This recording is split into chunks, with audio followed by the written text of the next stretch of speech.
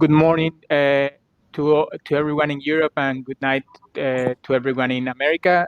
Today's session is enhancing public-private collaborations to implement innovative shared and autonomous mobility solutions more effectively. It's parallel session C of Urbanism Next. If you have been in the conference the previous days, you already are familiarized with the platform, but just a couple of rule of thumbs. So when in the session, please write your comments in the chat, verify the poll section, verify who is attending in the people tab, write your questions in the Q&A box, and maximize the screen by either hiding the navigation panel on your top right corner or clicking in this little square box at the bottom. Remember that this meeting is being recorded. All recordings will be made available online after the conference. And please keep your microphone muted when not speaking. After the session, check the event chat, polls, people, and Q&A tabs. Discover and scroll through the other sessions. Try the networking function, and please also liaise directly with other participants in the direct message tabs. Stop sharing. And yeah, thank you very much, Daniel, for the introduction. So I think we can go ahead. So welcome everyone. So as Daniel mentioned, today's focus is particularly on public-private collaborations. We will look at innovative mobility solutions such as autonomous vehicles, new shared mobility solutions, particularly look at how cities and mobility providers can collaborate. How are they collaborating at the moment? What are the struggles and what can they improve to integrate these new innovative solutions more effectively in the public sector? I think we have a very nice and interesting group of speakers today. We have Mário Alves from Lisbon, mobility expert, and we have city representatives from Copenhagen, Jos van Vlerken from the city of Copenhagen, and Magdalena Szymańska from the city of Gdańsk. My name is Giel Mertens from Bax & Company. I will just give a quick overview on the range of topics that we will discuss. First, the scope.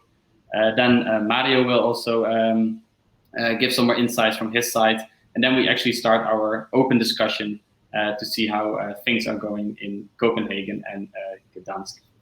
I'm gonna share my screen real quick for the very first opening. Bear with me for 1 second. There we go. Yes. So as I mentioned, we will be both looking at automated vehicles, which typically requires a bit of a different approach than, let's say, the shared mobility solutions we already see coming to the streets, especially in the major cities. But obviously with automated vehicles, there are some very interesting challenges when it comes to public-private collaboration as well. I think a couple of years ago, especially if we look at this figure also from back 2015 already, the uptake of automated vehicles was expected to go rather rapidly. Obviously, automated vehicles promise widely available, low-cost, clean door-to-door transport. But we do see that there is some delay in its adoption, and later on we'll actually look at where that comes from. We do see, let's say, the main challenges from the cities. It's part on the regulation part. It's part on business case support for the actual providers, and there are some strategic challenges on city planning. Also something Mário will talk to you about later on.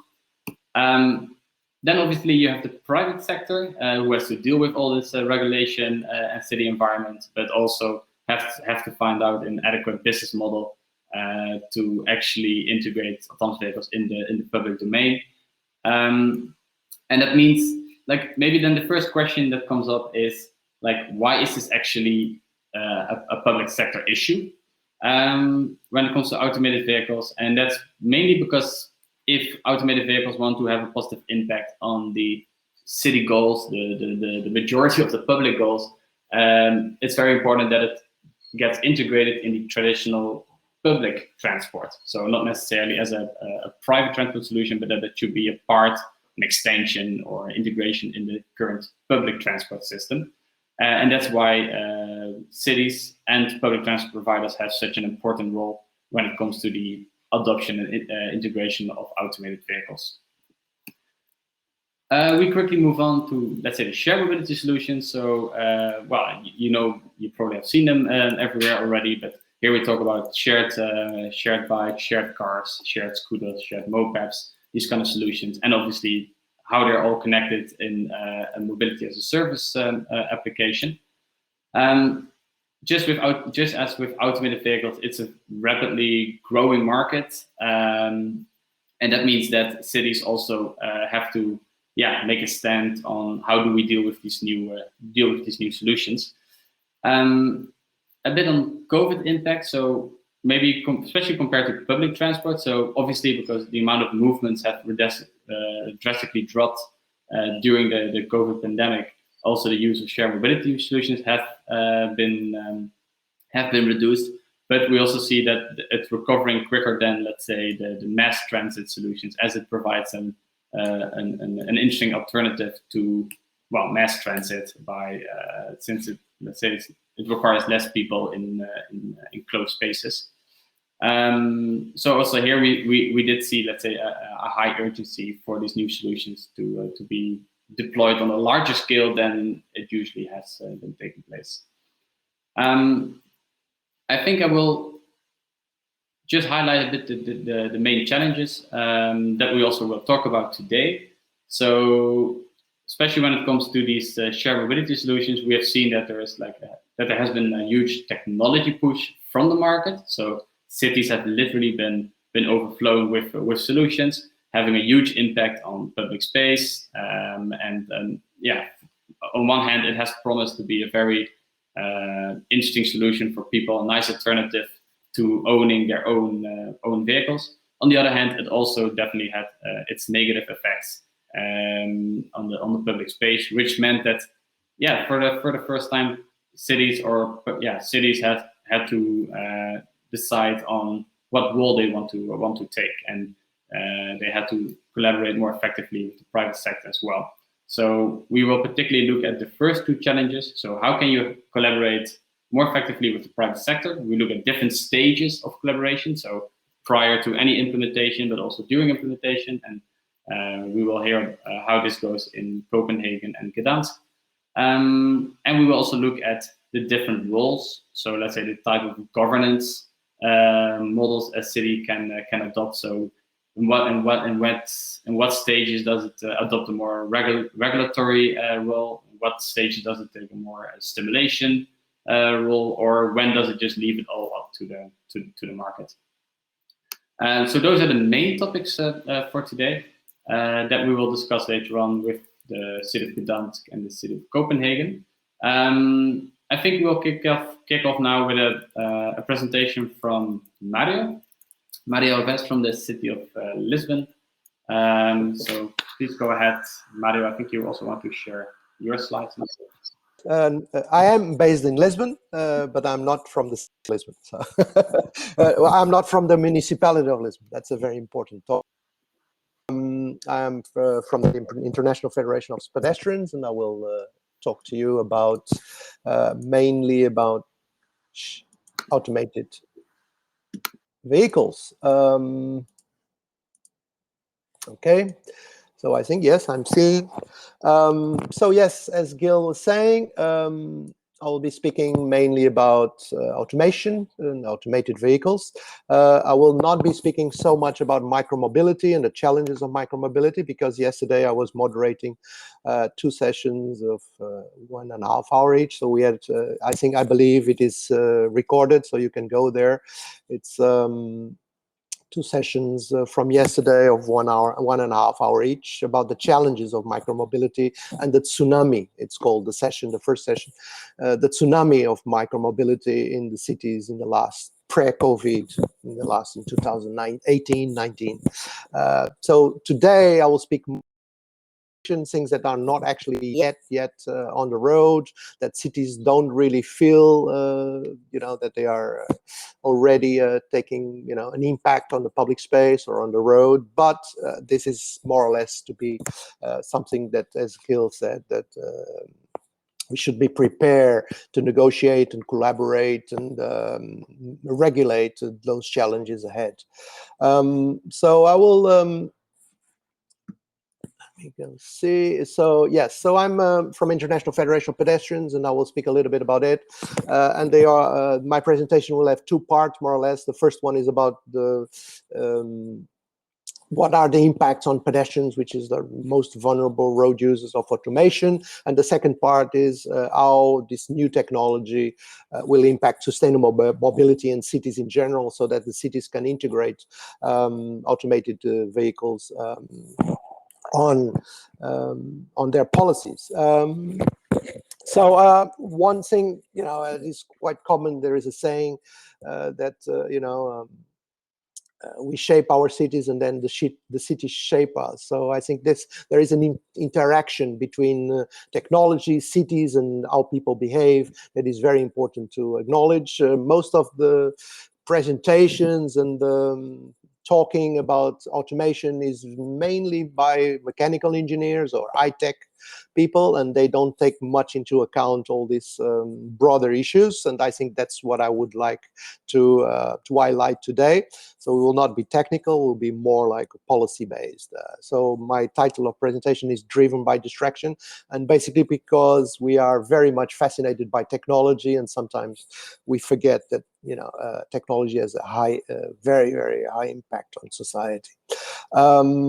Okay, so one thing about a very basic technology that a very high impact on society. I start my slides with this. In the first Industrial Revolution, when people were getting sick with the coal pollution, the first solution from the bosses of the factory to protect their workers, that they would be around the factory, was to do a chimney that was higher and higher. And this was done, and is still done in a lot of countries around the world. For example, for sewage, that they make a pipe outside of the beach towards the ocean, and then they let it go. And this kind of solution has a problem, because in fact it's like when you come home or when you have visitors at your home and you just put all the dirt under the carpet or under the cupboard, and you are not solving the problem, you are just putting it somewhere else. And in this case, after 100 years of higher and higher chimneys, we have climate change and all these kind of problems. So, and this has a further problem, is that once you postpone the problem with the chimney, actually there is no regulation and there is nothing done with the machinery itself. So you are not going to the source of the problem, which is the machinery and the pollution itself. So basically the chimney is delaying solutions at the base and at the core of the problem. So why I'm talking about this? Because road safety is one of the cases that people start doing chimneys higher and higher.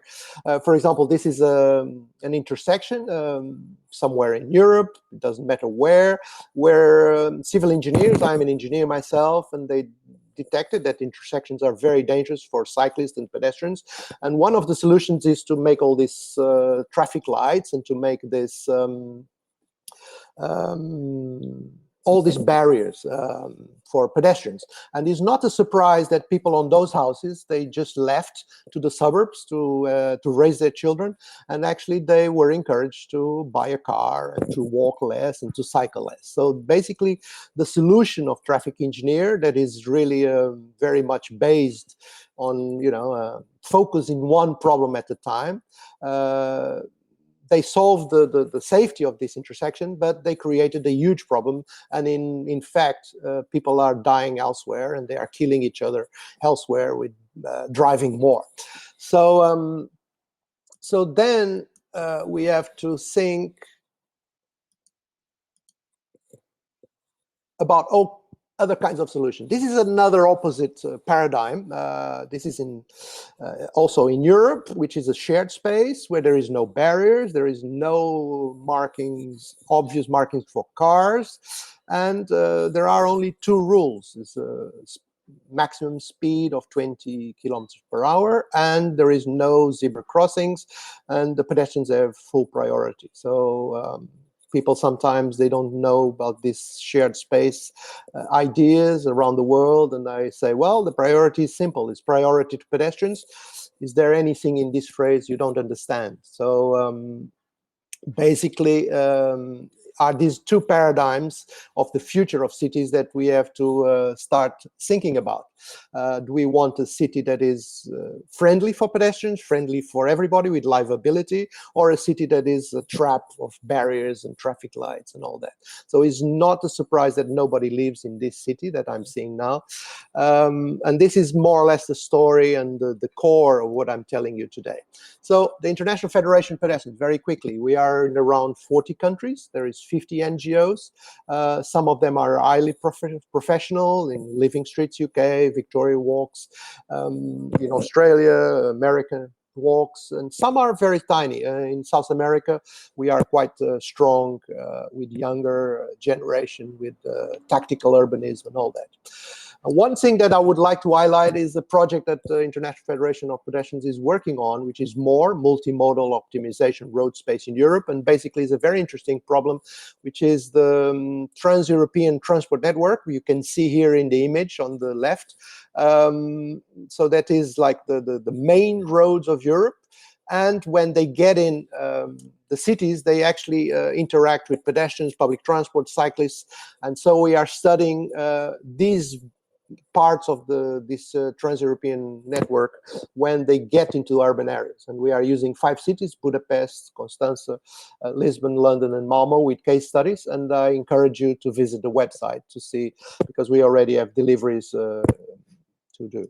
So basically, this is the approach of more, and this is the approach I'm going to take, is that to take the street or the roads as an ecological, broad, holistic problem. So we cannot only speak about technology, because road safety has that problem. Road safety for many years was very proud, for example, that less children are being killed.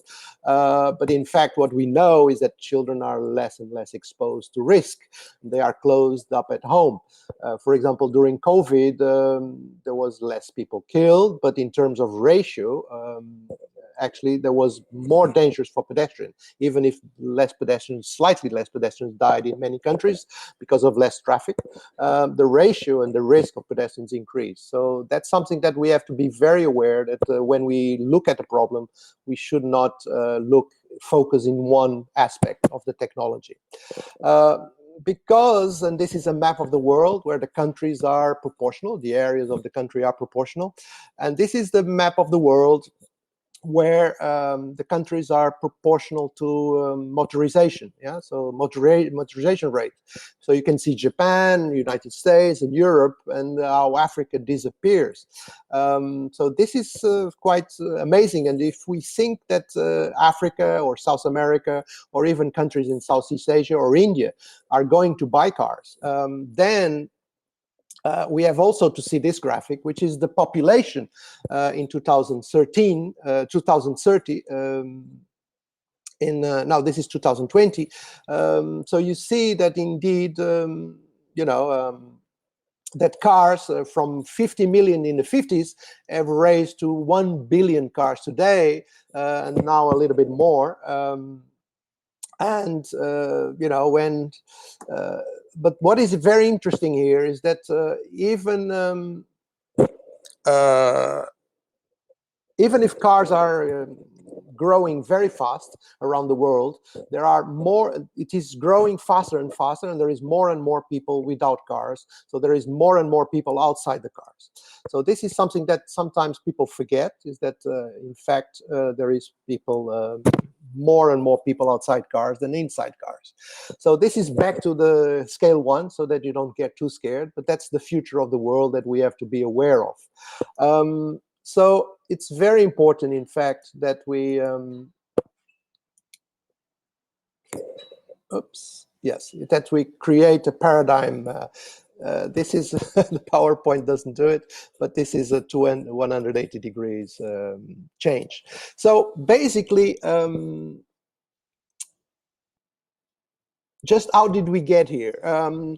probably most of you will know that during, like, in the 18th century, there was the red flag law, where the motorist would need someone running in front of the car, someone waving a red flag saying that the car was coming. For many, many years in England, the urban speed was 4 and the rural speed was 8 kilometers per hour. The first pedestrian was killed 1 week after the Parliament in England increased from 4 kilometers per hour to the staggering number of 20 kilometers per hour speed limit. I'm rounding up because it's miles, but there was the first pedestrian in 18 something. Another thing that we notice is the regulations and the attempts to regulate pedestrians. It's quite old. In the 1930s, the automobile clubs in Europe were campaigning for pedestrian zebra crossings, something that pedestrians now fight for. Actually was an idea from the car lobby to discipline pedestrians. Another thing is interesting is in Lisbon, and this street now is pedestrian or semi-pedestrian, and you cannot read because it's Portuguese the banner, but the banner says, "Pedestrians, please use the sidewalks." And you can see police going along the sidewalks, discipline to make sure that they will go up in one side of the sidewalk of the road and go down on the other side of the road. Okay, we are Latins, we are Portuguese, so they gave up that second rule very quickly. But you can see the struggle to make mechanize the movement of pedestrians and to make them like machines. And that's something that is very interesting when we see automated industry saying that probably pedestrians should wear some kind of device to note that they exist. Which we are, by the way, the International Federation of Pedestrians is totally against. So basically the responsibility should be on the automated cars to recognize the pedestrian. So one thing I would like to point is that indeed technology is always political. So this is very, very important. There is always a choice, an ideological choice behind technology, and that's something that we should all be very aware. So this is what is in the world. This is unfair. There is 1.3 million. Probably the car is the most machine, the machine that killed most people in humanity. There is about 40 to 60 million people that were killed since the car was invented, and then there is about 270 pedestrians every year that lose their lives. So pedestrians create a very, very complicated challenge to automation. Yeah, so we have it's an universal condition. So there is people that are 3 years old, there is people that are with Alzheimer, there is people that are blind, people that cannot hear. So there is a lot of ethical problems that we should address here. I'm not going to talk much about the trolley problem because most of you will be aware of, but most of the civil engineers, I've been talking to them for many years, and most of them, they think that is the only way of ethics is consequentialist. So in this decision, we would save 5 people to kill 1. But the trolley problem is much more complex, and nobody will throw away a fat person to save 5 persons. Okay, so that's basically the conundrum that of the automation industry. So what to do? So is this a distraction or is just an elephant in the room? We can see that the industry, the car industry, is struggling a little bit with these tactics. And in 2016, the PR from Mercedes-Benz says that Mercedes autonomous cars will protect occupants before pedestrians, which was a bit of a scandal for a few weeks. The titles in the press was "Self-driving Mercedes will prioritize occupants safer over pedestrians." All Mercedes-Benz in the future, level 4 and 5 autonomous cars will prioritize by saving the people they carry, according to Christoph von Hugo, from automaker's manager or driver. Okay, you see what's going on. And just to be fair to Christopher von Hugo, I'm not sure if he was fired after this or not, but he says that if you can say at least one person, at least save the one inside of the car.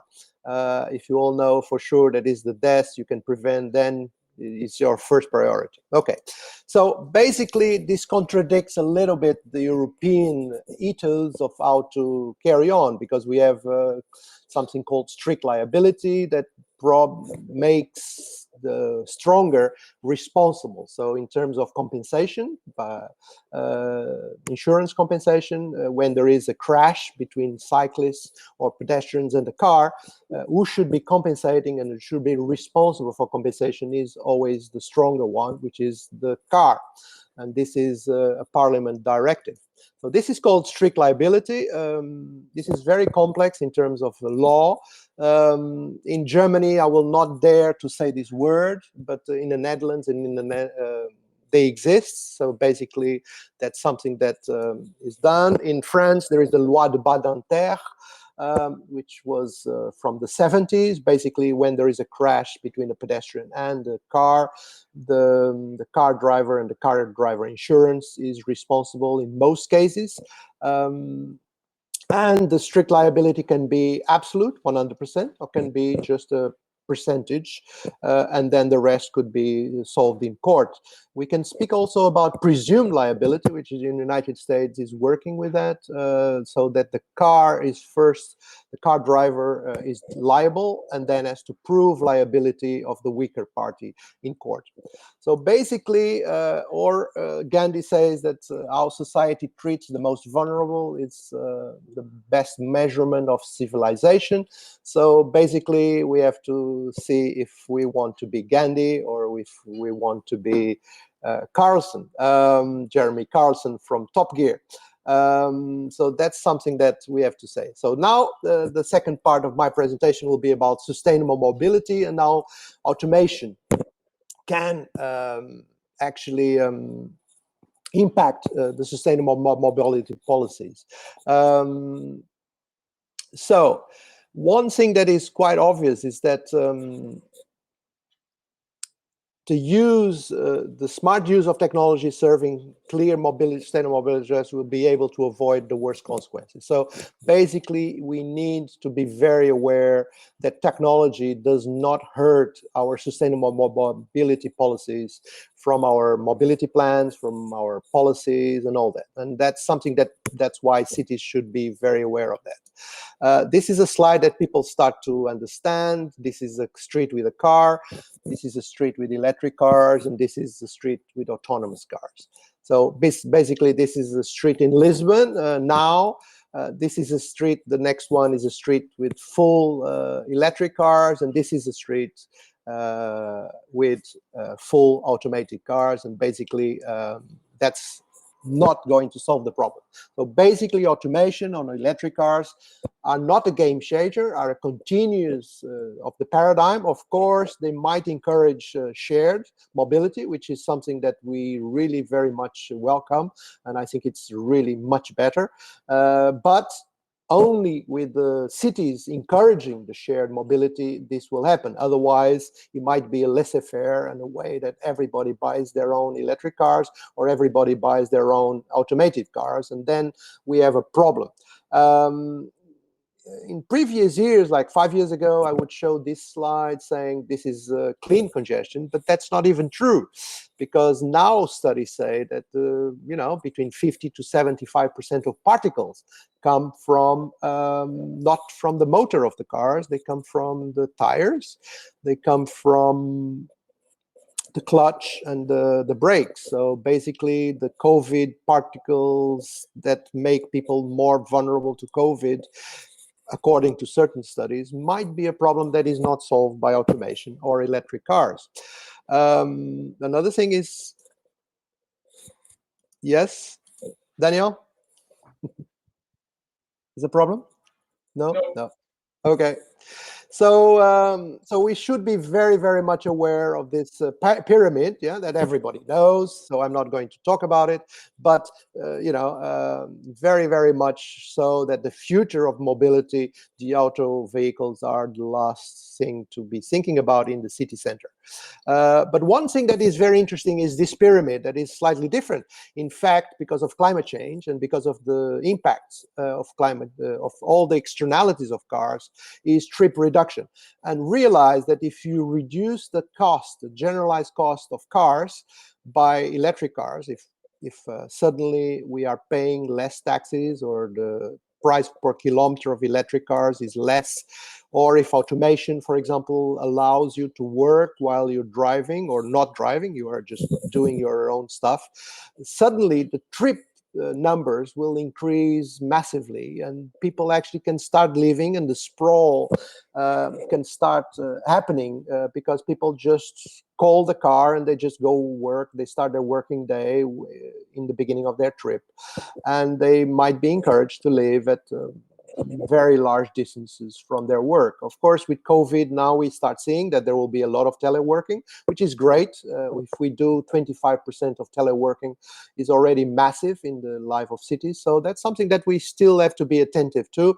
But still, there is very, very much idea that automation and electric vehicles will increase the number of miles done because people will have less generalized costs of transportation. There was a very, very interesting study in California where they paid automated driver, chauffeur to families for a week. I suppose it was like simulating an autonomous car, and so people could use this chauffeur as when they want, at the touch of a mobile phone. They would just show up very quickly at their home, and they would take them. They would not need to look for parking. They would not need to pay anything, and the increase of mobility and trips by car increased massively on those families.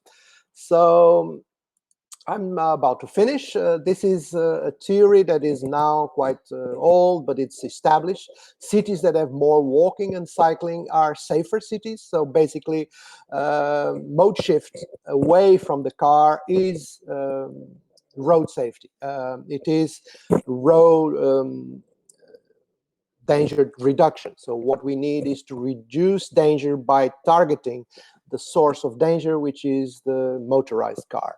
So to finalize the corollary of my presentation, basically, the safety of the most vulnerable should be the yardstick to measure the quality of an ethical, acceptable, automated transport system, and should be the centerpiece of the debate. I think this is a message that we strongly put to cities. So don't let the industry test their automation and their automated cars and their businesses on your citizens. They are not guinea pigs, so be very, very careful with that. The other thing that we will see is now with deliveries growing massively during COVID, there is companies like Amazon or Alibaba or eBay investing a lot of money on delivery robots. This is still science fiction, like level 5 or level 4 of automation, but we suspect that would be the next tsunami on the sidewalks. So don't let motorized vehicles on the sidewalks. Especially Europe is within grasp to get 30-kilometer-hour cities. Nowadays, the WHO, the World Health Organization, and the United Nations are defending 30-kilometer limits, speed limits for cities around the world. So I think these are delivery robots are excellent for reducing pollution, to reduce cars. They are small, they are fine, but they should not be on the sidewalk. They should be on the roadway. They should be very, very nice traffic calming devices. So motorized vehicles, autonomous or not, should not belong on the sidewalk. Of course, the exception is mobility scooters for people with reduced mobility, which is fine. They are pedestrians. They have regulated. They are not many, and that's okay. Finally, from the point of view of sustainable and safety and quality of life, we are better off with carless drivers than instead of driverless driverless cars. So basically the struggle for the next few years is cities with less cars and not cities full of autonomous vehicles or robots in it. Thank you very much. And I let Giel to come to the stage and to lead the rest of the session. Thank you, Giel. So, yeah, thank you very much, Mário, for your presentation. I didn't see any questions coming up, but in the chat you will find an interesting link shared by Tom Alken, who basically responded or followed up on your section on the ethics, Mário, with your yes, data. Thank you very much, Tom. Yes, I am aware of very good, excellent. Yeah. Very interesting report from this expert group from the European Commission. With 20 recommendations, so I think that it's worth a read for anyone who is interested. Okay, I think that concludes this part for now. So I think it's time to actually to hear the city representatives themselves, how they are dealing with integration of the new and innovative mobility solutions in the city. I suggest we start with Magdalena Szymańska from the city of Gdańsk, who will give a quick introduction on the situation in Gdańsk before we move on to Copenhagen. So, Magdalena, the floor is yours. Thank you. Can you hear me well? Yeah, we hear you perfectly. Yes. Okay, so I will start by sharing the screen and my presentation. I will have much fewer slides, but I have a lot to say, and the slides are just basically accompanying the information I'm willing to share. So my background is that I work for the City Hall of Gdańsk, the unit of active mobility, and I've been doing so for about 8 years now. I've been responsible for different aspects of sustainable mobility, marketing, communication in general, implementing different, mostly soft measure projects devoted to sustainable mobility, and mostly I've been working with cycling and cycling promotion, where the bicycle is like a traffic mode rather than the recreational way of spending your free time. We've had many projects focusing on cycling promotion for school children. We have been implementing for quite a few years Cycling May campaign that originated in Gdańsk, and now we shared the concept with different municipalities across Poland, and within currently completed campaign we have 47 different municipalities across Poland implementing a campaign where we encourage children and their parents to commute on bicycles to schools. So just to give you some background on Gdańsk, we're in northern Poland by the Baltic Sea. We have the population of over 470,000 residents, and we have quite a large number of public transport passengers, which dropped significantly due to COVID. It used to be over 175 million per year. Within the COVID pandemic period, it reduced by 37%. We are visited by a significant numbers of tourists. The 3.1 million is the pre-COVID data, and we have quite a large network of bicycle routes. And to saying that, I need to stress that the bicycle routes also mean calm traffic zones. The vulnerable road users in Gdańsk are also a priority. For this reason, over 66% of roads are calm traffic zones where the cars are not allowed to exceed 30 kilometers per hour. The modal split in Gdańsk has been checked the last time in 2016, and we are preparing to have another one in the autumn of this year. We are not proud of the share of private motor vehicle, which the trips conducted in private cars exceed 40% on daily basis. Then 32% is public transport, walking is 21%, and cycling used to be 6%. We believe that 5 years later it will rise significantly. We just don't know to what level yet because we still need to research it in the autumn. So because one of the focuses of this session is public-private partnership, I think it's important to mention that we're one of not many cities in Poland that has like migration balance on the plus side. We also have quite a large number of business entities, and there is quite a good gross domestic product per one inhabitant as in comparison with the rest of our country. Further, when it comes to public-private partnership, there hasn't been like a typical PPP project in the field of autonomous mobility yet, but there are just some examples of a Gdańsk way to forming public-private partnerships. So it's almost 10 years now when we are trying to explore this form of cooperation. We started with setting up a public-private company to create a multifunctional urban complex, which is now very lively in the center in Gdańsk. It's called Forum Gdańsk.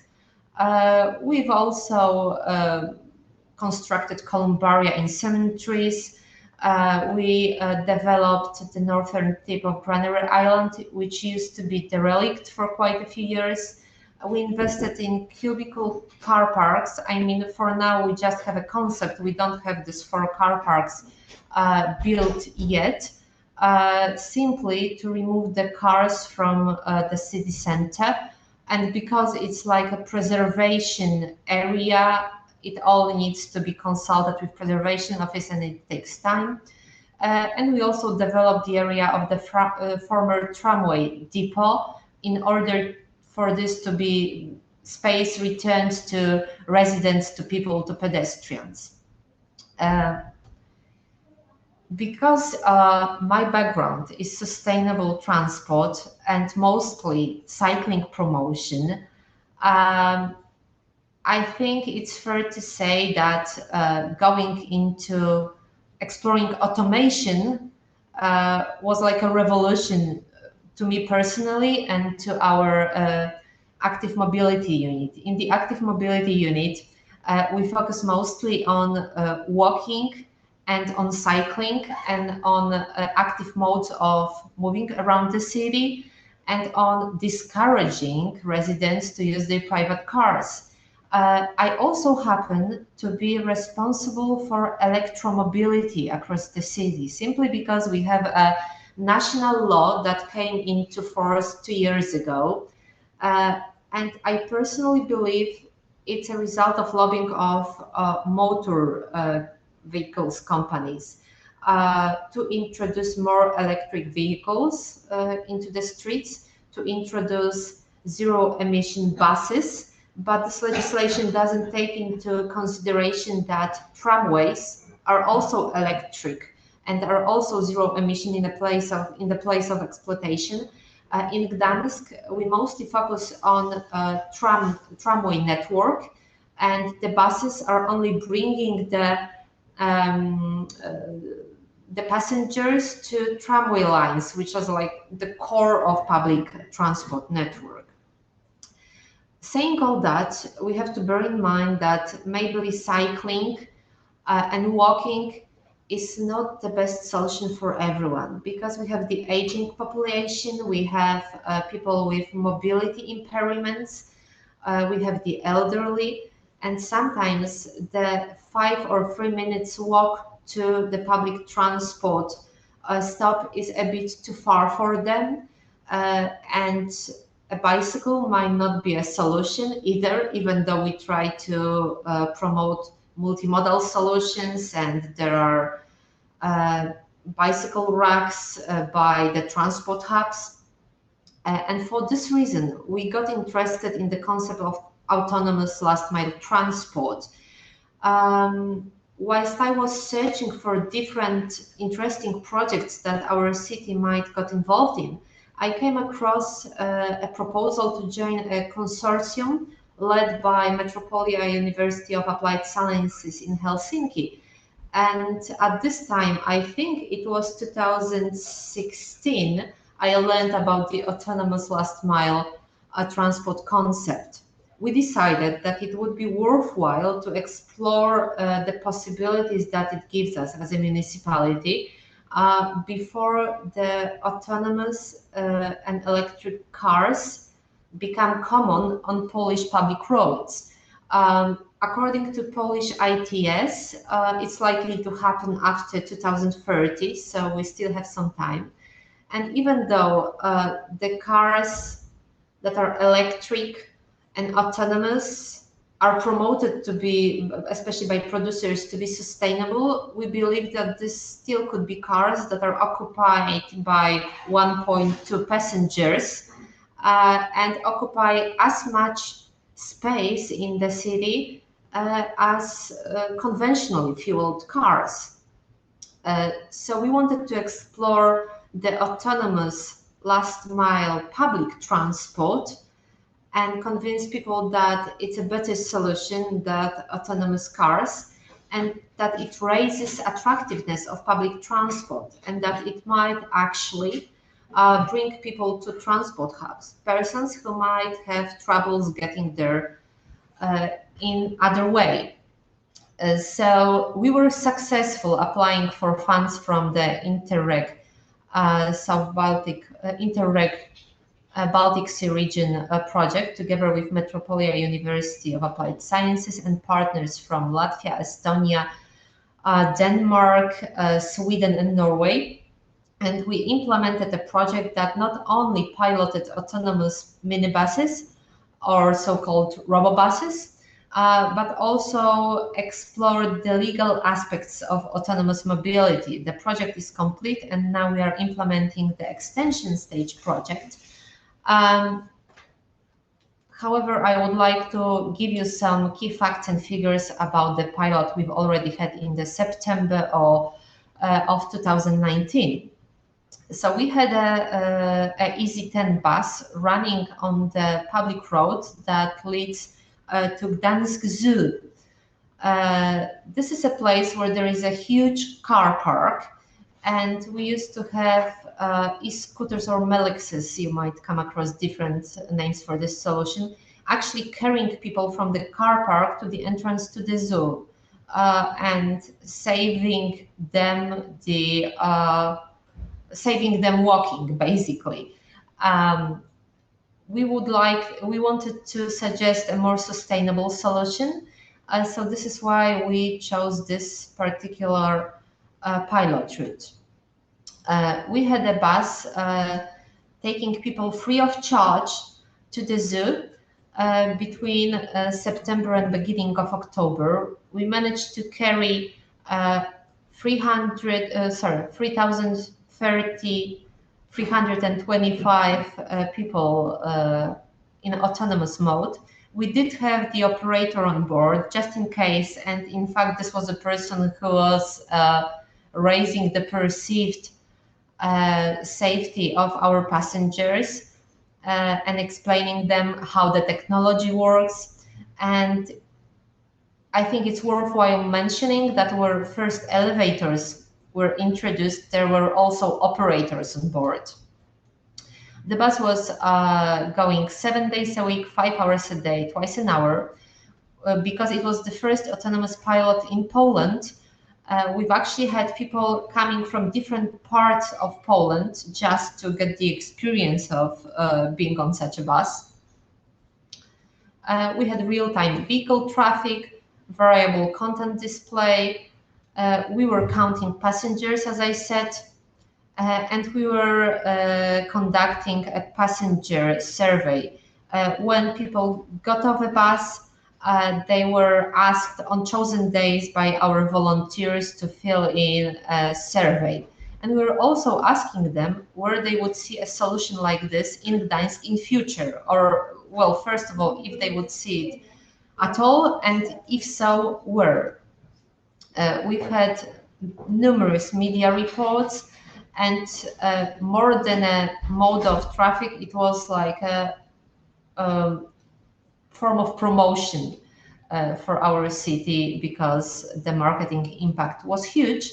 And actually, an advertising equivalent that we can check through our media monitoring platform exceeded the expense on the pilot itself. And also we had a co-financing of Interreg BSR, so 85% of the expenses were returned to the city, reimbursed. Basically, conducting the surveys, we learned that some of the residents, and it was a semi-open question, would actually see a solution like this at cemeteries.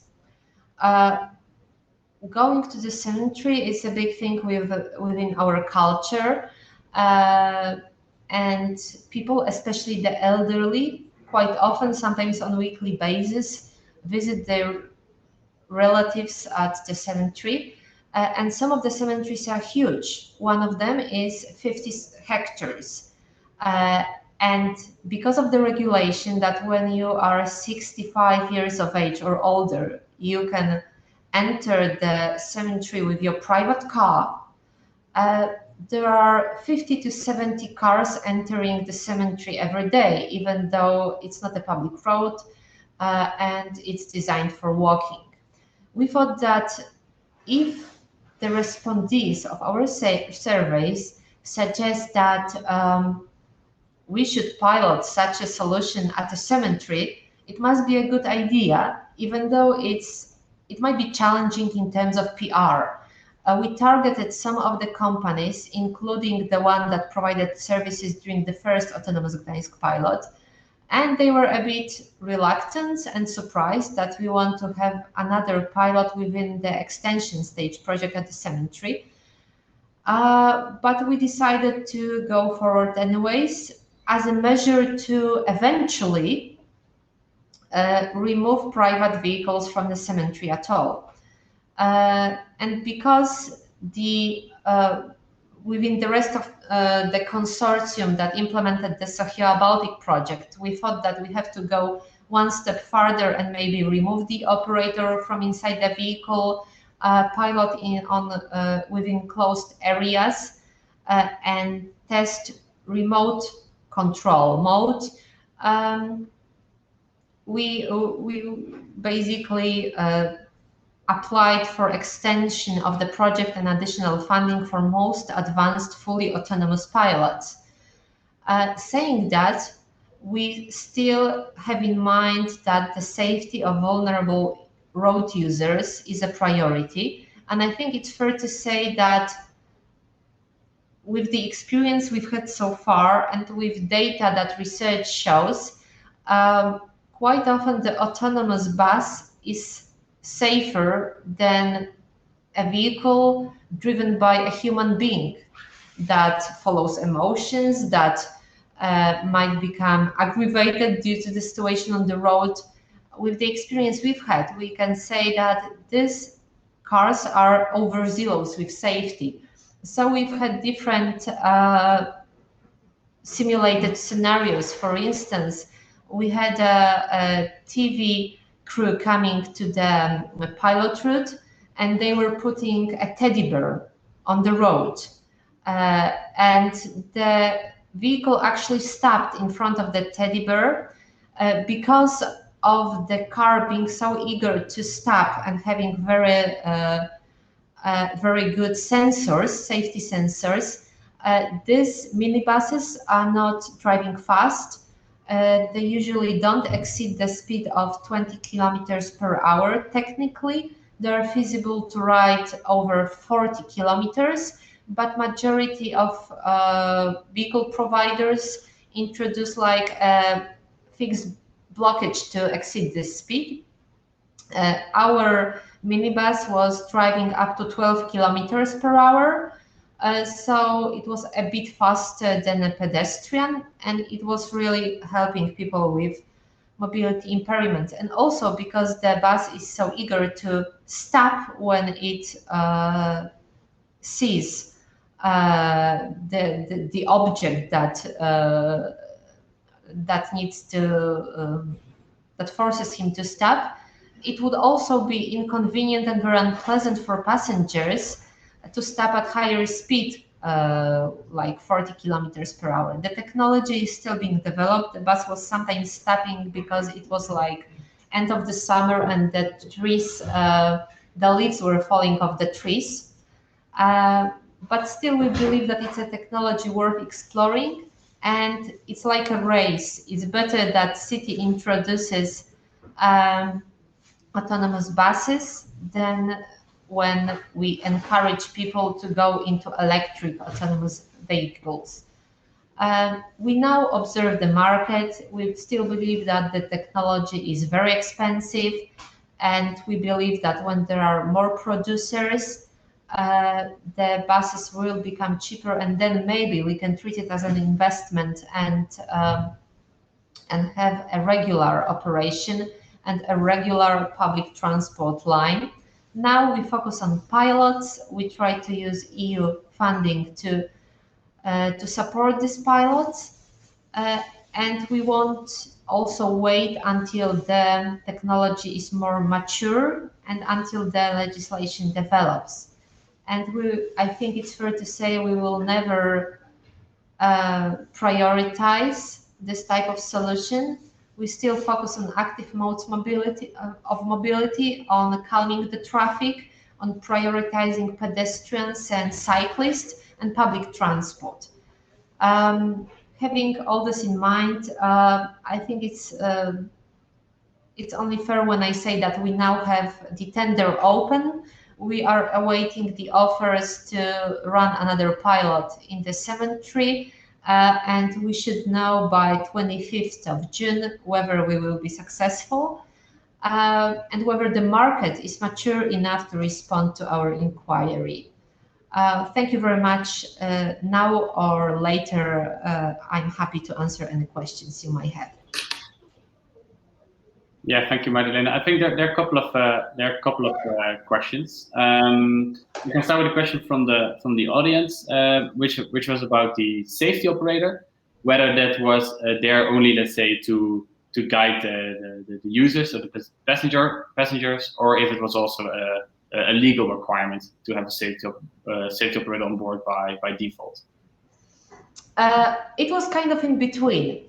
There is a legislation that I've already mentioned that promotes e-vehicles, but it also has a chapter on tests of autonomous vehicles. And if we were following this legislation and was having a pilot in Gdańsk on this legal basis, probably we would say that there was a legal obligation to have an operator on board. But we decided, of course, it was consulted with lawyers.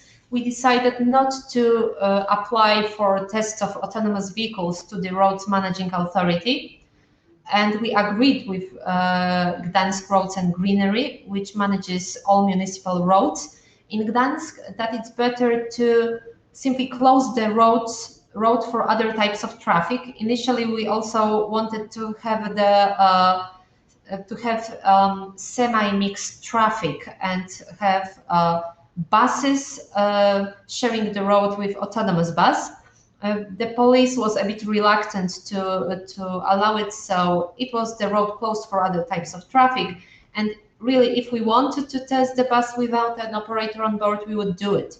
But our provider, the company called EasyMile, programmed the bus in a way that it was, I think, level 4 of automation, and the bus was moving on a pre-programmed route, and The driver was there just in case. However, he had one function. If the bus stopped because it detected an obstacle, he pressed the button to allow the bus to move again.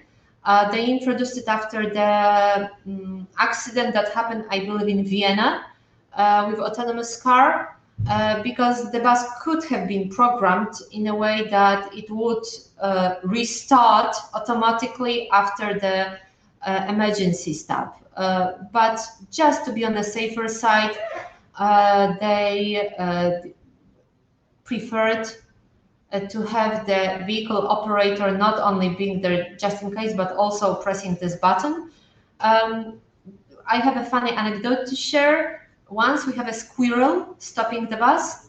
The road was along the woods, in fact, and the bus started slowing down, and then it stopped, and the operator didn't know what was happening because he couldn't see an obstacle. And then he just, tried to look again, and then he saw that 50 meters away there was a squirrel. So I don't think we had to, and we have to, be concerned about safety of vulnerable road users, especially with minibuses, because I'm not talking about autonomous cars. Thank you, Magdalena. And maybe one more question would be: you say that you have launched a tender now for the new pilot with automated vehicles. You say it's also let's say it's a good check or test to see how mature the market is to provide a service based on the conditions in the tender. Have you already let's say tested the maturity before launching the tender? Have you already engaged with providers prior to launching the tender to make sure that there is not a complete mismatch? Yeah, I was in contact with all the potential service providers we contacted 2 years ago, and with all potential companies that I got aware of meanwhile through the last 2 years, because there are new startups in the field.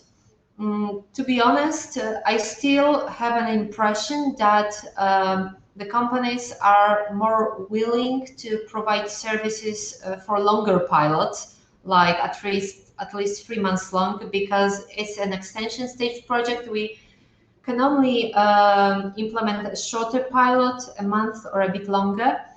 So we're looking for at least 24 operational days. And we are getting some official questions from the potential service providers if it would be okay to still leave an operator on board, but he wouldn't be doing anything, he would be just there in case, and they would simulate a no-op scenario. We will try to still remove the operator, but if we don't get any offers, we might slightly modify our expectations.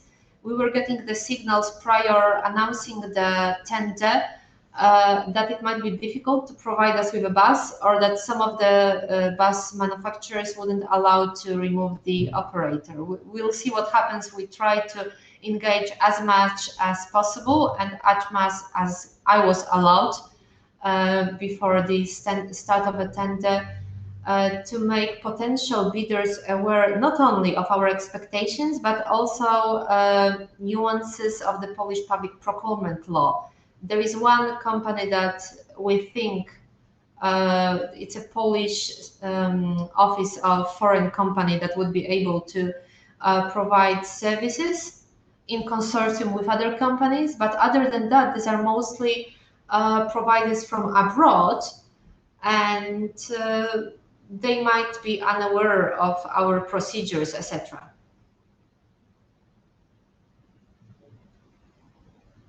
All right. Well, thanks. Thank you very much, Magdalena. I think it's time, because Jos van Vlerken has already been waiting for over an hour to shed some light on the situation in Copenhagen as well. So Jos, by all means. Yes. Thank you very much. I haven't been waiting as such. I've been following their very interesting presentations that have been shown. I don't have a presentation myself, so I'll just give a short oral presentation on. I don't have any slides, so I'll just give a presentation on Copenhagen. and our mobility and traffic management challenges. My name is Jos van Vlerken. I work for the City of Copenhagen Technical and Environmental Administration in the traffic unit, but in a sub group, in a development group within the traffic unit. So most of my observations and perspective are from a operational traffic management perspective, so to say. And yes, as you might know, in here in Copenhagen, we have a lot of cyclists. Uh, Approximately 42% of all commuting trips, so trips to education and work in Copenhagen, not only by Copenhageners, but also people commuting to Copenhagen. 42% of those are done by bicycle, whereas 10% are done by foot, 29% by car, and 19% by public transport. So, of course, that being said, we prioritize cycling, pedestrianism, and public transport, buses, mostly on the road network. We prioritize them higher than cars. And for that reason, just as Mario explained, we are aware and to some degree concerned about the advent of autonomous vehicles. We need to know more about how they operate within a very intense mixed modal environment.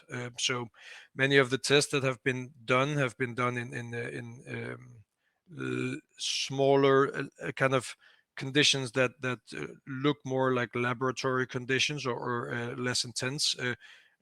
We need to know what happens in a corridor where you have tens of thousands of cyclists every day in the cycling within the behavior that cyclists do, which is not always very easy to regulate, and that's going to be very interesting. As such, the city of Copenhagen doesn't yet have autonomous vehicles on the streets. Our technical university does different small scale pilots in closer to laboratory settings do occur, but on the streets as such, we don't have it yet. There are some regulatory barriers at the moment, but I can present to you a way that from the ITS CITS perspective, how we do public-private collaborations there. And with ITS and CITS deployment projects, as you know, we want to focus. Of course, we want to promote services for cyclists, but the market, unfortunately, is mostly a car-focused market, focusing services for motorized vehicles.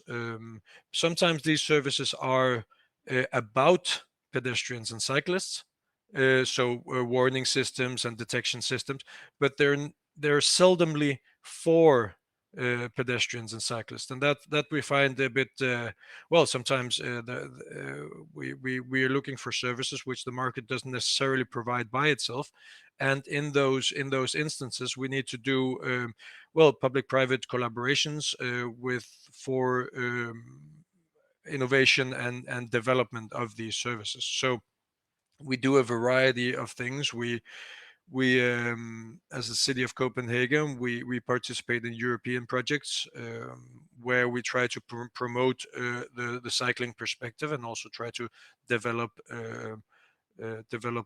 services, ITS and CITS services for cyclists as such. This could be something like the Green Light Optimal Speed Advisory Service, GLOSA for short, giving a speed advice towards the traffic signals so that cyclists can kind of alter or their speed a little bit to be able to to catch the green light, so to say, without having to kind of decelerate, stop, and then accelerate again using their own energy. It's something like scaling down variable message signs. So we know variable message signs from highways. We went into a project where we thought, well, if variable message signs giving actual useful traffic information for cyclists, such as something that we experience in Copenhagen, congestion on the cycle lane. Our cycle lanes are broad, but sometimes not broad enough for the capacity that's needed. And then, of course, like any other traffic management system, we want to give cyclists that information and divert them to other routes, which might be faster because there's less congestion. These things need to be developed. Well, they need to be developed and piloted. And for doing so, and even sometimes we, as the city, we're not, of course, aware of what private companies, what kind of innovation potential they are thinking about. So they might have some ideas, but they're not really sure if they're aligned with our policies and expectations, or maybe they just want to in a cooperation with us try to pilot them in a real setting, and then we'll go into different kinds of public-private partnerships. Sometimes we'll do a market analysis. It's kind of classic, but inviting different market players to solve a challenge. We've done that a few times. We did a very big one back in 2014, I think it was, or 13. We invited a lot of market players on the ITS scene to kind of showcase or go into a dialogue with us and kind of showcase how they would solve some issues, especially with a special focus on cyclist, pedestrian, and public transport challenges. So that was quite informative, and based on the insights that we as the city got, we wrote an actual tender, including some of the ideas that were presented to us through that kind of piloting public-private partnership. So that's another way for us of going into these part collaborations. Yeah, so that's basically, we also we can do we can also do procurement of innovation. It's not innovative procurement, but I was the project coordinator of a European project called SPICE, and which dealt with a certain way in which to do procurement of innovation. Which is not research and development either. It's a step further than that, and we haven't utilized any of the insights yet. But next time we do a bigger procurement of let's say ITS, CITS, maybe even autonomous vehicles of some kind, we will deploy some of the insights in that from the SPICE project. Feel free to look it up. It's quite interesting. So there are a variety of ways to do public-private collaborations for development of new services for whichever challenges you may have in a city. And in the city of Copenhagen, we try to utilize whichever form of public-private collaborations which fit the challenges and solutions we're looking for, so to say, or looking at. So as such, I hope you have some interesting questions which I can answer. I do understand my presentation was quite broad. The topic is but feel free if you want any details to ask in the Q&A. Thank you very much. And thank you, Jos, for providing a very interesting overview. I think maybe Magdalena, if you can also come back to the stage, maybe to answer any questions from the audience. And maybe one question. Maybe start with you, Jos, because you gave an example from I think back 2013, 2014 on how you basically already engage your solution providers to actually discover better, like what is the actual challenge, what could the solution look like, so a more cooperative approach. Is that also something that you have maybe that has happened maybe more recently in Copenhagen with let's say the new solutions that we have seen in the last few years? Well, we've done it a few times. So we've done it once also a few years ago, but more recently than 2000. We did one in 2017, where we invited market partners to solve a bicycle travel time challenge that we had. Um, Travel times for cyclists is a much more it's a much bigger challenge than you might think in the first instance, because immediately somebody will say, "Oh, apps, obviously, right?" So yeah, you can go for apps, but we want high volume data from cyclists. We want data from tens of thousands of cyclists every day to be able to do operational live active traffic management, right? If we see like for cars, we get floating car data. We want something like floating bicycle data. A single app often doesn't have the penetration that's necessary. Mostly apps are targeted to very specific user groups and do not represent the broad variety of bicycle commuters that we have. And last aspect, oh no, second to last, bicycle commuters as such don't necessarily use any specific apps because they know where they're going, they know how they're going to get there, they know the exact time it will take because they usually take the same trip each and every day. So they will not necessarily need a route guidance app or any other type of app. And lastly, general apps that everybody has that do track your position and speed. Those, it's very hard to distinguish a cyclist from, let's say, a bus passenger, or maybe a car driver who is maybe stuck in traffic and driving the same speed more or less than a cyclist is cycling. So we do not algorithmically or whatever in analysis, cyclists are quite hard to distinguish just based on their speed and position. We also have our bike lanes very close to the car lanes, and GPS is not necessarily accurate enough. So we invited partners to solve this challenge for us, and we got some good ideas, but it wasn't really mature enough back then. Maybe it is now. Another solution could be something like re-identification cameras, that kind of stuff. So we're still trying to solve this challenge even 4 years later. Another one is creating more intelligent bus priority. Our traffic signals can give priority to buses. We did a kind of a market survey where we also invited a lot of different, mostly Danish partners to kind of solve this for us. This was in a cooperation with the capital region of Denmark and the main bus operator here, and another municipality in the capital region, Ballerup. And there we got a pretty good solution, which is now being developed and will be deployed after the summer, which takes into account all kinds of traffic data and also data about the buses, and gives priority when and where it's needed, instead of a kind of a first come first serve system which we have today. So that's another, and that was we do these things in different scales depending on what we're looking for. Yeah, very, very, very interesting. I think Magdalena, you would like to jump on this particular topic as well, right? When it comes to monitoring cycling traffic. You're on mute, by the way, in case you want to jump in.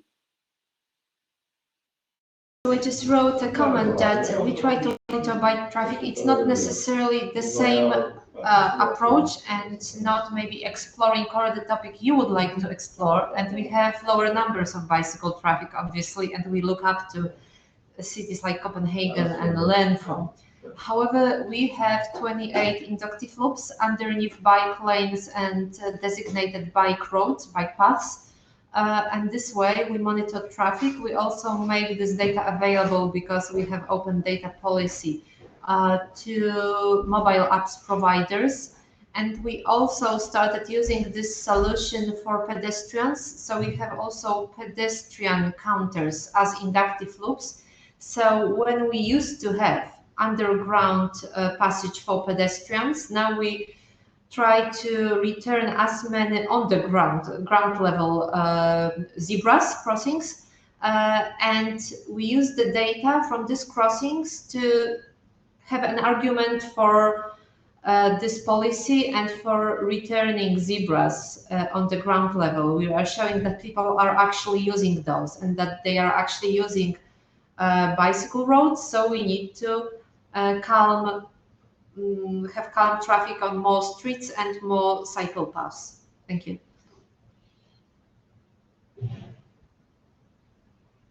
Thank you, Magdalena.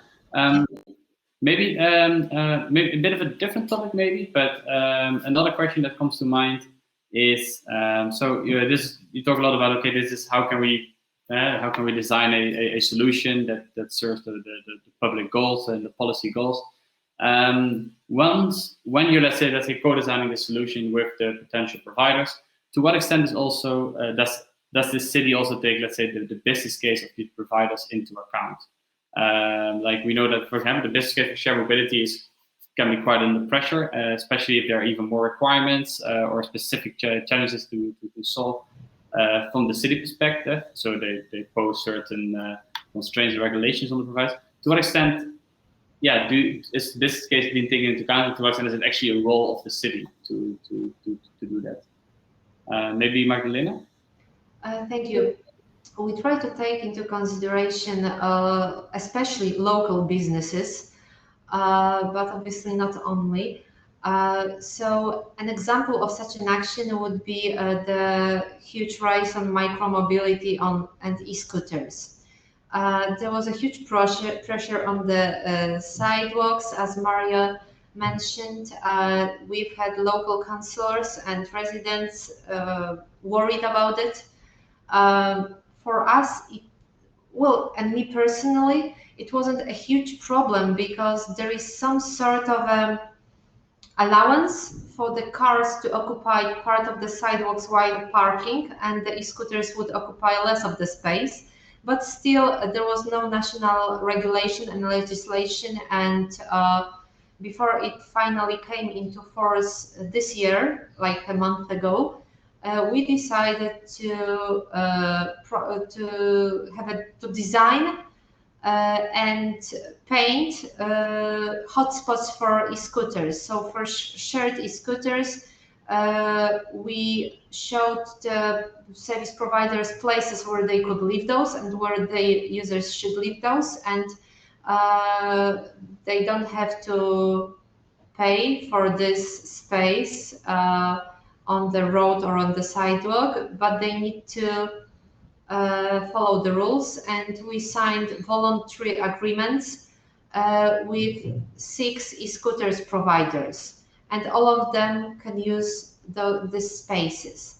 Now there is a new legislation and roads managing authority would overtake, but before it came into force, we decided that for mutual cause and for pedestrian safety, we will try to civilize a bit the use of those.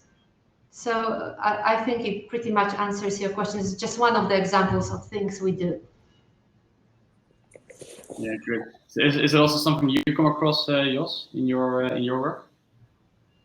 Yes. Sorry about the background. We did actually the exact same thing as they did in Gdańsk with regard to e-scooters. I'm again gonna reply a little bit more broadly to your question, Giel, because we believe that the market, of course, we want to, well, first of all, we want to kind of promote as many local businesses and startups as possible. So we try to make available. Can you hear me? I thought I froze up or something. Good. So I don't know how much you heard, but we try to promote local businesses. Of course, we make as much data available as we can for service providers to kind of take into account. But other than that, we believe that everything should happen on No. I think we seem to have some connectivity problems with Jos. Do you have any? It's back. Can you hear me? Yeah, we can hear you again, Jos. No. No. You have any questions, Mario? No, well, I just to sum up, I'm very happy that Gdańsk, as someone from walking and cycling, taking care of these things. Could see that Magdalena is very aware of the problems I just pointed out. Jos, of course, from Copenhagen, is very focused on the cycling. So I'm sure he's very aware. Of course, the sidewalks and the bicycle paths poses a lot of GPS problems. The unpredictability of pedestrians and cyclists are unpredictable. The question of the e-scooters that both took measures quite early, so that's very good. Actually, you should use, that's the main message, you should use the new innovations and technology towards sustainable mobility. So, for example, the places to put the e-scooters should probably be on parking, because controlling parking and reducing parking is the best way to reduce the cars. I know this politically is very complicated, but that's a way forward. So don't be afraid of the tsunamis that will come. They will come. There will be a lot of pressures, but try to surf it to your purposes and towards your goals. That's the main message. Jos, you were in the middle of something. I hope everything is stabilized now. So in any case, just to reiterate, we of course want to promote small businesses. We want to let the market supply the solutions that it can supply. When we see that the market doesn't supply those solutions, we through private and public partnerships and collaborations, we do try to both give the market the idea of what we are looking for solution-wise, and also kind of try to help help develop those solutions. So yeah, that was basically my whole thing. There is a suggestion from Tom in the question and answer. If the cities will be part of the connected, cooperative, and automated mobility, left the link there. My question to Tom, I will study the thing, is if NGOs like the International Federation of Pedestrians can be part of this association or not. But yes, that's about it. I can say we are working with Ertico, the European ITS organization, with things related to CCAM, but the city of Copenhagen we're not there yet. We're still deploying kind of connected mobility services. So it will take a little bit more time, but we are working towards that. In Gdańsk, we were actually invited to this association, and we are planning to join. We haven't formally joined yet, but we believe it would be a good way to form partnership and exchange experience. Just to tell you that the International Federation of Pedestrians has a representative in Work Party 1 from the UNEC, from the United Nations, where the Vienna Convention for Traffic it's discussed regularly. So there is a lot of things that are being discussed about automated vehicles. For example, one problem that it's all new problems. For example, if automated vehicles should be marked as such or not. If they should have a light saying they are automated or not, because obviously the pedestrians will have quite a bit of power. We can play chicken with the automated cars, so we have absolute power over them, which I don't know if it will be possible or not.